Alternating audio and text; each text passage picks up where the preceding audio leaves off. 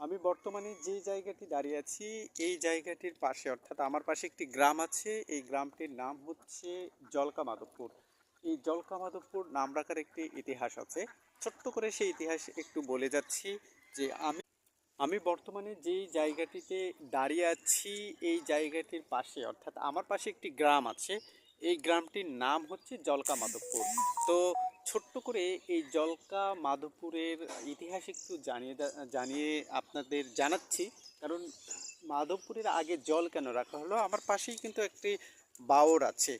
অসাধারণ দৃশ্যপটে একটু, যেহেতু সকাল হয়ে গেছে সূর্যটা মানে চকচক করে উঠে গেছে, সেই কারণে আমি স্পষ্টভাবে দেখাতে পারছি না। অর্থাৎ এই বাউটটি আপনি যদি গুগলে স্যাটেলাইটের মাধ্যমে দেখেন, এই ইউ কোয়ালিটির এই বাউটটি অর্থাৎ এই ইউ এর মধ্যে অর্থাৎ চতুর্দিকে বাওর, মাঝখানে হচ্ছে এই গ্রামটি।